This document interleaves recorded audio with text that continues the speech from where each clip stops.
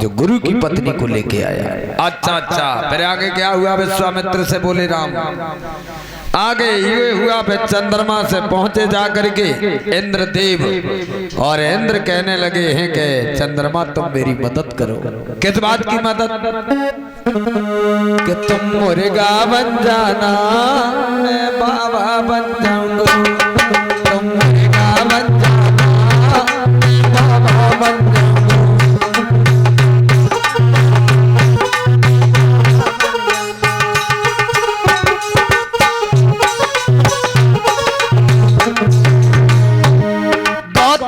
पहलाना मैं चल कर आऊंगो, तुम मुर्गा बन जाना, बाबा बन जाऊंगो।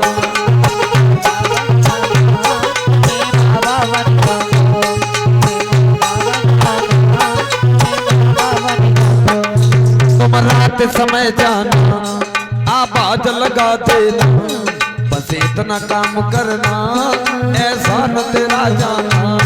बस इतना काम करना, ऐसा न तेरा जाना।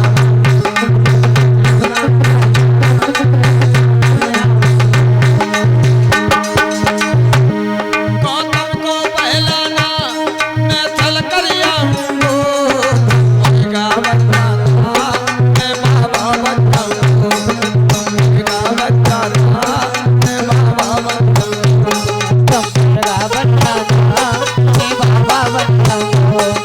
मुर्गा बन जाना, मैं बाबा बन जाऊंगो। जवाब दिया तुम मुर्गा बन करके आवाज लगा देना। गौतम ऋषि गंगा स्नान को चले जाएंगे और मैं अहिल्या के साथ में चल करेंगे। चंद्रमा बोलो जा कौन सी बड़ी बात, ठीक है आ जाऊंगा समय से रात्रि में। भैया जैसे ही वायदा हो गया चंद्रमा से, और इंद्र वहां से चले गए। जैसे ही रात भई, मुर्गा ने बादल फारे रे, बोला बोला 3 बजे। मुर्गा ने बादल फारे रे, बोला बोला 3 बजे।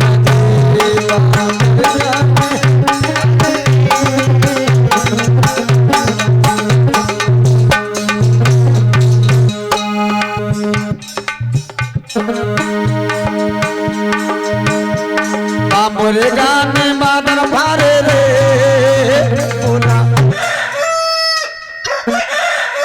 बोला 3 बजे।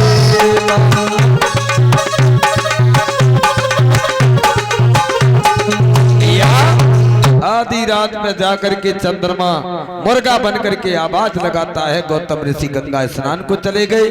गंगा में जब स्नान करने लगे तो उसी समय गंगा मैया प्रकट हो गई। इंद्र घर में छल कर रहा था। गंगा जी कहने लगी बेटा गौतम ऋषि तुम यहाँ स्नान कर रहे, तुम्हारे घर में छल हो रहा है। तुरंत ही गंगा जल लिया, श्राप दे दिया। ओरे चंद्रमा, ओरे नीच, ओरे अभागे, ओरे आताताई, तू अगर मेरे द्वार पे मुर्गा बन के ना आता तो आज शायद मेरे घर में ये पाप नहीं होता। जा, मैं श्राप देते हैं कि तेरे 1000 भाग हो जाएं। ये सुख सागर का प्रमाण है। दूसरा भागवत में दिया गया कि भीगी हुई धोती को लेकर के भागे, और जहां मुर्गा बनकर के चंद्रमा आवाज लगाता था उसी का फटकोरा दिया और कहा अरे नीच तूने अच्छा नहीं किया। आज भी चंद्रमा में वही धोती का धब्बा लगा चला आ रहा है। गौतम ऋषि घर में जब गए तो इंद्र जो था नीचे गर्दन करके खड़ा हो गया। बहुत आना कहानी कही है गौतम ऋषि ने। उरे नीच उरे आता ताई, तो सोना घर देख करके हमारे घर में आ गया पाप कमाने के लिए। तब तक बोली अहिल्या स्वामी जी हाँ हमने न बोले न जू मत बोलो, जैसो आओ तैसो ही बबूरुस उठाड़ो। अंजनी लेटी थी वहीं पर खटोला पे, एकदम चीखने लगी अंजनी गौतम ऋषि की बिटिया, पिताजी पिताजी। कहिए। माँ ने पाप किया, मैंने आंखों से देखा, और ये तुमसे झूठ बोल रही। जब ये कहा है तो एकदम से गौतम ऋषि को क्रोध आया और अपनी पत्नी को श्राप दे दिया कि जा पत्थर की हो जा। जब पत्थर का होने का श्राप दे दिया तो माँ सोचने लगी कि जब बिटिया अगर चुप्पा परी राती खटोला पे उड़े मोड़े तो आज हम पत्थर की नाए होती। जागी जब कतन्नी चली जाएगी मारे पति को क्रोध आ गया। तो माँ ने अपनी बिटिया को श्राप दे दो। कैसी लीला देखो। कहा बोली है अपनी माँ? माँ बोली अपनी लड़की से, अंजनी से, मैं दे रहा तो श्राप अंजनी करनी के फल पावे लाज अंजनी करनी के फल पावेगी क्वारे लाज श्राप दिया अंजनी को। मैं तेरो तो श्राप अंजनी करनी के फल पावेगी क्वारे लाज आवेगी। तेरी तो श्राप अंजनी के फल पावेगी क्वारे लाज कुआरे पे बालक को जन्म देगी और सन तू ससुरे को घर जाएगी, ससुरे घर जाएगी, साजनत भेंट नहीं पाएगी, साजनत भेंट नहीं पावेगी। श्राप दिया है शादी होने के बाद 12 साल तक तू अपने पति का चेहरा नहीं देख पाएगी। और सुन, साजन के दर्शन पाएगी,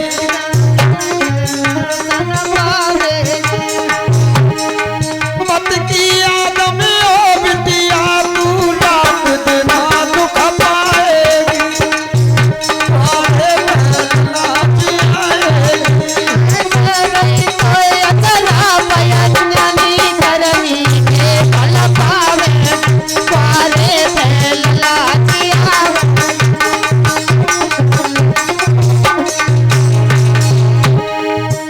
और श्राप दिया है कि मुझे तूने बिना किए दोष लगाया, लेकिन तुझे किए हुए पर भी दोष लगेगा। और क्या बोली?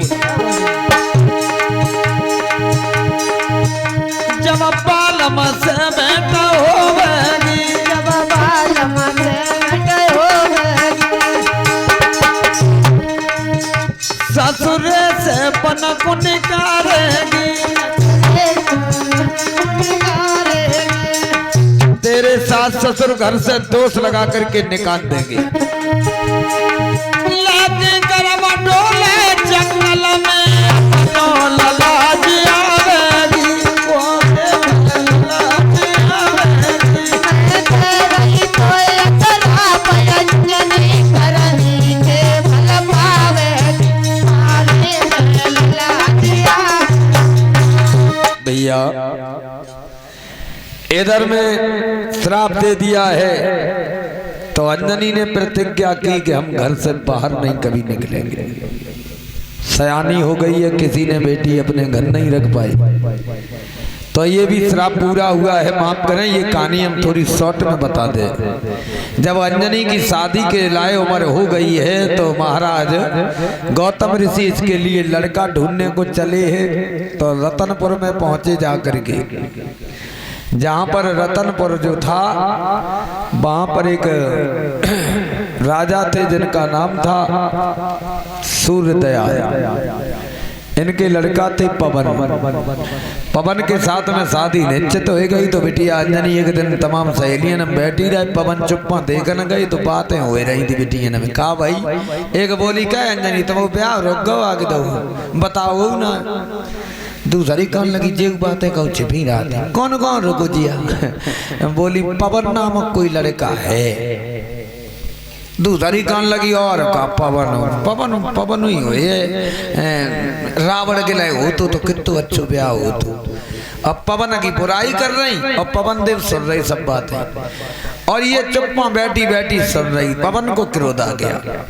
क्रोध में सोचने लगे कि अब हम ये शादी नहीं करेंगे, क्योंकि जब भाई मेरी बुराई सुन रही आगे क्या होगा। इसे जवाब देना चाहिए, इसे नाराज होना चाहिए। चुपचाप बैठी है, हमारे योग्य नहीं है। घर जाए के मना कर दई। गुरुजी बुलाए, उनने जैसे तैसे समझाओ। पवन बोले ठीक हम शादी करेंगे। शादी करके घर में डोला चलोगे, लेकिन पवन घर में गए ही ना 12 साल तक। घर में ही ना जब गए। माँ ने समझाया, पिताजी ने समझाया, रिश्तेदारों ने समझाया, लेकिन पवन ने घर में चौखट पे नागी ना। एक दिन पवन देव गए शिकार खेलने को। नदी के किनारे रात हो गई, तमाम फौजें टिक गई, वही नदी के किनारे सोए गए। सब सिपाही लोग, मंत्री जग रहा है, पवन देव जग रहे। तौले चकाई और चकवा बोले दो चिड़ैया जी। तो मंत्री से कहिए, पवन ने कहे मंत्री हाँ रात्रि में सब पक्षी शांत हो जाते, ये 2 पक्षी कौन बोल रहे? बोले इन्हें श्राप दिया था भगवान मर्यादा पुरुषोत्तम श्री राम ने, इन्हें भी दिया, शेर को भी दिया, मोर को भी दिया, तमाम पक्षियों जानवरों को श्राप दिया। कब दिया था? सीता के विरह में राम रो रहे थे, चकबाई चकबा जी किल्लियां उठा उठा करके चिल्ला रहे थे। तो भगवान ने श्राप दे दिया है कि तुम रात्रि में एक दूसरे से कभी नहीं मिल पाओगे, जुदा होगे। तो ये एक दूसरे की आवाज से जी रही है। चकवाई इधर से बोलती है तो चकवा उधर से बोलता है। एक दूसरे की आवाज सुन करके अपनी रात काटते जीवन चला रहे हैं। पवन के दिमाग में बात आई कि मर गई। जब एक रात ये बिना एक दूसरे के बोले जी नहीं सकते हैं, तो 12 सालें हो गई मेरी अंजनी पत्नी कैसे जीते हैं। तो वहीं से पवन देव भागे, घोड़ा पर सवार होकर के रात्रि में जाकर के अंजनी से मिले। उसी दिन से अंजनी गर्भवती हो गई। बोलिए भक्तवत्सल भगवान की। और रात ही रात वापस हो आए। माँ बाप ने बहुत समझाया तब नहीं गए। अगर माँ बाप के सामने अब जा रहे तो हमें कायली लग रही, इसलिए पवन पुनः वापस हो गए। जब गर्भ देखा सास ने ससुर से कहा है, सास ससुर ने अंजनी को घर से निकाल दिया कि मेरा लड़का 12 साल से घर में ही नहीं जा रहा। रिश्तेदार हार गए और अंजनी को दोष लगा है। माँ ने कहा था कि मुझे बिना किए लगा, लेकिन तुझे किए हुए पर भी दोष लगेगा। तब जंगल में मारी मारी बेचारी घूमती रही। पवन देव जो थे जंगल में ही इन्होंने जन्म दिया। चट्टान पे गिरे तो पवन जब चट्टान पे गिरे तो मैया एकदम चीखने लगी, तुम लला के लगे तो ना ही गई। पवन वो हनुमान जी बोले अम्मा हमारे नहाए लगी, हमारे नहाए लगी। जब पत्थर को टटो जाके तो नहाए लग गई कहूँ। सोई अंजनी सोचने लगी हमारे लला को तो शरीर वज्र के समान। उसी दिन से इनका नाम बजरंग बली पड़ गया। बोलिए भक्तवत्सल भगवान की। देखिए माफ करें, रामायण में अगर हम बोलने को लग जाएं तो हम 6 महीने तक ऐसे ही बोलते रहेंगे, और जो मेन पॉइंट है वहां पहुंचते हैं। इधर में विश्वामित्र कहने लगे बेटा राम, ये अल्लाह उसी दिन से पत्थर की बनी पड़ी है, उसी दिन से बनी पड़ी हैं, और इनका तुम उद्धार करो। बोले हम कैसे उद्धार करें? तुम्हारे चरणों की अगर रज पड़ गई तो ये सुंदर नारी बन जाएगी। ना ना ना, हम लात मारे रिश्ते में अय्या लगती जी, हमारी अय्या लगती, हम लात कैसे मारे? पवन देव का आह्वान किया भगवान ने। कहा है कि जब हम कदम उठाएं तो मेरे चरणों की रज ऊपर पड़ जाए। क्या हुआ? श्री गुरु की आज्ञा पाकर के उन अहिल्या का उद्धार किया।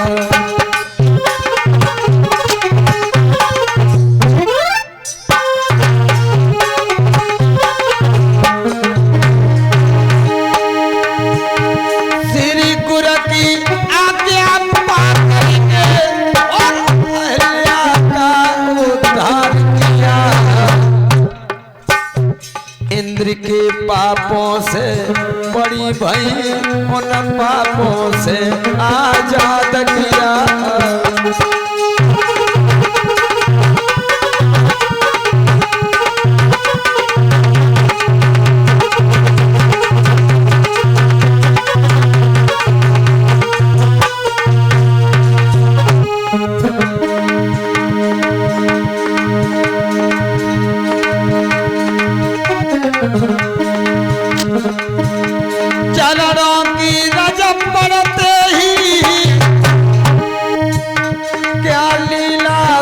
की लीला भई सुंदर नारी तब बनी है भैया सीधी बैकुंठ को सिधा गई सुंदर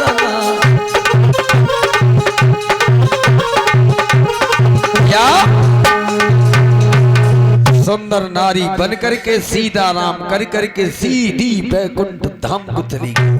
यहाँ पर कुछ लोग सवाल करते हैं कि शास्त्री जी जानते हो तो बताओगे अहिल्या जब जीवित हो गई फिर गई कहाँ? सीधी बैकुंठ धाम को गई। बोलिए भक्तवत्सल भगवान की। विश्वामित्र बोले लला और बताएं कछु लेट हो रहे हो स्वयं चलो आगे चलो।